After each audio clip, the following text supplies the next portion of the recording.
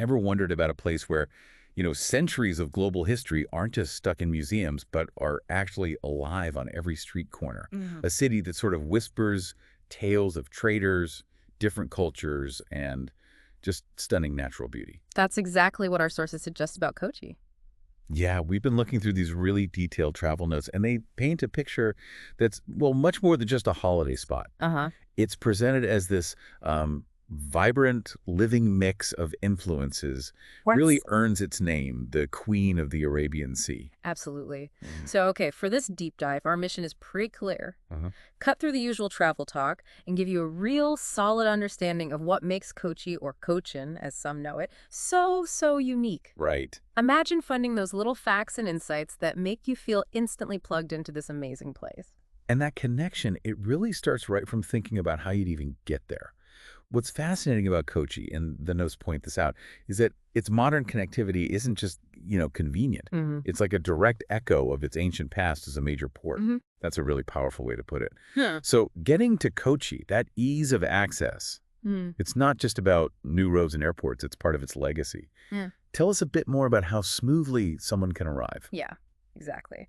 These notes really hammer home that Kochi has always been a crossroads. Take Cochin International Airport. It's not just one of India's busiest, which it is, but it's also, interestingly, one of its most eco-friendly. It runs largely on solar power, Wow, okay. and it gets direct flights from all the major Indian cities: Delhi, Mumbai, Bangalore, Chennai, but also, crucially, from the Middle East and Southeast Asia. And that international link, that's a direct line back to its history as this global trading hub. So it's more than just a travel hub, it's carrying that historical weight. Right. What about other ways in? For people who maybe prefer a different kind of journey? Sure. For train travelers, you've got Ernakulam Junction, that's Ernakulam South, and Ernakulam Town, which is Ernakulam North. Got it. They're key stations. They connect Kochi to pretty much every major city and even lots of Tier 2 towns across India. Super comprehensive network. Okay. Then there's National Highway 66. Makes road trips really straightforward if you're coming from places like Trivandrum, Calicut, or maybe Coimbatore. Easy drive then. Yeah, relatively. And get this, for a really grand entrance, the city even has its own cruise terminal. A cruise terminal. So you can literally sail in. You can, welcoming maritime travelers just like it did merchants centuries ago. It ties it all together. So however you arrive, you're basically stepping into a city that's, well, deeply connected to its past as this global meeting place. And that connectivity, that deep-rootedness, it really sets the scene for what you find in Kochi, doesn't it? Oh, absolutely. Because this isn't just, a city, it's like a cultural mosaic. It is. That Yeah. cultural tapestry is maybe Kochi's most defining thing. Our sources, they keep emphasizing how these centuries of Portuguese, Dutch, Jewish, Chinese, and British influences have all kind of mingled and settled here. Right, and this is where it gets really, really interesting for visitors. Stepping into Fort Kochi. Mm. It's almost like walking through a living museum, isn't it? It really is. You've got the cobbled streets, these grand old colonial bungalows, bursts of colorful street art everywhere, Yeah. and it all leads you towards that iconic site, the Chinese fishing nets. But yes. Seeing those huge cantilevered nets against the sunset, it's not just pretty, it feels like, I don't know, history and daily life just perfectly merging. And what's striking about Fort Kochi is how quickly you feel those layers. Yeah. You know? And then just a short walk, literally, and you're in Matancherry, which really underlines that incredible diversity. Yeah, because in Matancherry, you find the historic Jewish synagogue, which is just this powerful symbol of the city's long history of welcoming different communities, right? Absolutely. A testament to its tolerance. And the air around there. Yeah. You can almost taste it. It's thick with the smell of spices from the markets nearby. Still bustling. Yeah, A direct link to the trade that basically built the city. exactly. And you've also got the Matancherry Palace. There, people often call it the Dutch Palace. Apparently, the murals inside are incredible. Hindu mythology depicted in detail. It does make you think, doesn't it? How many places can you wander around and see a historic synagogue, a Dutch palace, and those huge Chinese fishing nets, all pretty much within spitting distance? Not many, I'd guess. That mix isn't just for show. It's like a living archive of, global interaction. And then there's St. Francis Church, Ah, yes, the old European church. one of the oldest in India, yeah. And the sources mention its big historical marker. It's where Vasco da Gama was originally buried. Wow. So a real piece of that age of exploration right there. Tangible history. Okay, for maybe a change of pace, the notes mention Marine Drive. Sounds like a nice spot for an evening walk. Yeah, it's a promenade, offers these lovely, peaceful views over the backwaters. Good place to unwind. And for something really unique, the Kerala Kathakali Center sounds amazing. Oh, it is. You can see a full performance, which is spectacular in itself. Right, the traditional dance drama. Exactly. But the notes highlight this too often. The real fascination is watching the artists prepare beforehand. Getting ready. Yeah, the meticulous makeup, the elaborate costumes. It's like this slow, careful transformation, a real window into an ancient art form that's still very much alive. That sounds incredible, like seeing behind the curtain. It really is.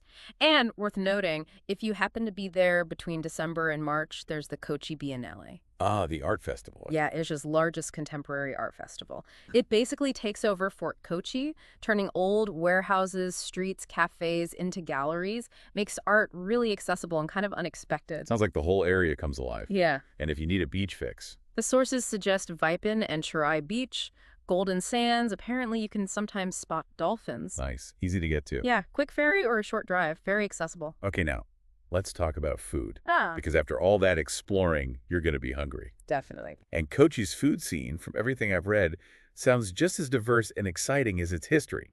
Oh, it really is. You've got this amazing abundance of local ingredients, coconuts, spices, fresh seafood, combined with all those historical influences. Makes for something pretty special on the plate. So top recommendation, you absolutely have to try a Kerala Sadia, right? 100%. It's not just a meal, it's an experience. This traditional vegetarian feast served on a banana leaf. Dozens of little dishes. Exactly. A whole symphony of flavors and textures. It's a real celebration. Places like the Putu or Grand Pavilion are mentioned as good spots for an authentic one. Sounds like a must-do. And for seafood lovers, Meen Poli Chathu keeps coming up. Ah, yes, that's fantastic. It's fish, usually pearl spot or pomfret, marinated in this rich, tangy spice paste, then wrapped up snugly in a banana leaf and grilled or steamed.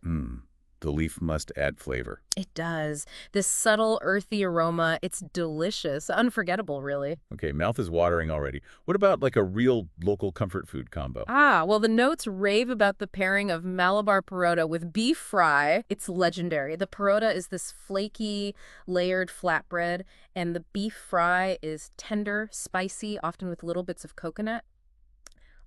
It's just, well, a cult combo, as they say. Sounds like heaven. An epim with stew? That sounds lighter. It is. Apayams are these lovely, soft, lacy rice pancakes. They're slightly fermented, which gives them a unique, tangy taste and texture. Right. And they're perfect scooped up with a creamy stew, usually coconut milk-based, either vegetable or meat. Really comforting. These dishes, they really tell a story, don't they? They absolutely do. They reflect the local produce, the spices that traders brought, the different cooking techniques that arrived over centuries. It's a melting pot, truly, even in the kitchen. Any other seafood highlights? Well, kalumakaya, which are mussels, are a real local specialty in Kochi, often cooked with lots of flavorful spices. If you like shellfish, definitely seek them out. Good tip. And we can't forget dessert. Never. The sources point towards palada payasam, which is a classic Kerala dessert. A sweet, creamy pudding made with rice flakes, milk, sugar, and cardamom. Very satisfying. Or, for something crispier, you've got those amazing banana chips, but specifically the ones fried in coconut oil. You can get them super fresh from local shops. Oh, dangerous. Addictive, I bet. Extremely. Consider yourself warned. Okay, so after all that incredible food and sightseeing, you probably want to take a piece of Kochi home with you. Definitely. And the sharping sounds pretty unique, too. It is. And again, just like the food, what you can buy often ties directly back to Kochi's long history as this major trading center. Right, so top of the list has to be spices, surely. Absolutely. Kochi is home to one of India's oldest spice markets. You can literally smell the history. Buying cardamom, pepper, cloves, cinnamon here, it feels like connecting directly to that past. Plus, they're incredibly fresh and aromatic. Makes sense. What else should people look out for? Well, there's beautiful handcrafted jewelry, lots of unique designs, and also intricate coir products. Coir, that's from coconut husks, right? Exactly. Coconut fiber. You find everything from doormats and brushes to really artistic wall hangings and decorative items. It represents that local, sustainable craftsmanship beautifully. Interesting. And for treasure hunters. Ah, then Jewtown is the place. It's famous for its antiques and vintage finds, old furniture, ceramics, coins, maps. Right. You can spend hours browsing and maybe uncover something with a really fascinating story. Sounds like my kind of shopping. Yeah. Any other key souvenirs? The sources also mention grabbing mural paintings, often depicting scenes from mythology in that distinctive Kerala style, and of course those expressive Kathakali masks, capturing the drama of the performances. So every purchase kind of tells a story. Pretty much. You're Right. taking home a piece of Kochi's narrative. Okay, let's get practical then. Yeah. Planning the actual trip. It sounds like Kochi caters to all sorts of travelers. It really does. The notes give a good overview of accommodation, showing there's a wide range, whatever your budget or style. Right, so for budget travelers, backpacker types. Places like Zostal Kochi or Happy Camper are mentioned. Good social vibes, comfortable, easy on the wallet. Okay. And mid-range. Maybe a bit more comfort. For that, you could look at places like Fort Manor or Abad Plaza. Good locations, solid amenities, great value. And if you want to splash out, go for luxury. Oh, there are some stunning options. The notes highlight places like Brenton Boatyard, right on the harbor, very atmospheric. Also, Taj Malabar Resort or Zandari Harbor. Many offer incredible views, often right on the water, really capturing that coastal feel. It does raise that interesting point you sometimes face when traveling, doesn't it? It is. Do you go for peak season comfort and perfect weather, or do you maybe embrace the off-season for a different, maybe more intense experience? Exactly. And Kochi seems to offer both choices. You can tailor your deep dive into the city based on what you're looking for. It truly does. Okay, so the million-dollar question, best time to visit. The sources are pretty clear on this. October to March is generally considered ideal. You get cooler, less humid weather, lovely breezes, usually clear blue skies. Perfect for walking around, sightseeing, hitting the beach. It's just more comfortable overall. Makes sense. Any time to maybe avoid. Well, the advice is usually to avoid the main monsoon months, say June to September, unless you specifically enjoy dramatic rain and incredibly lush greenery. Right. A rain romantic, as they put it. Exactly. The downpours can be pretty heavy then, which might limit some activities, but the landscape is intensely green. Good to know. So, wrapping this up, Yeah. what's the final takeaway on Kochi? What's the feeling it leaves you with? Well, it's clearly much more than just another stop on a travel itinerary. Yeah. It's this coastal city that doesn't just, tell stories, and it feels like it lives them every day. Yeah, I get that sense. Wandering those old colonial streets, sipping coconut water by the sea, digging into amazing fish curry. It feels like a place that encourages you to just slow down a bit, Mm-hmm. soak in the atmosphere, the vibe. Exactly. And if you connect that to the bigger picture, Kochi really is this incredible example of how a city's identity gets forged, where countless influences meet and merge. It becomes something totally unique, and it sort of asks you to think not just, where am I, but how did this place become this way? A living lesson in cultural fusion. Revealed in every sight, every smell, every taste. It's quite profound when you think about it. Well, thank you for joining us on this deep dive into Kochi.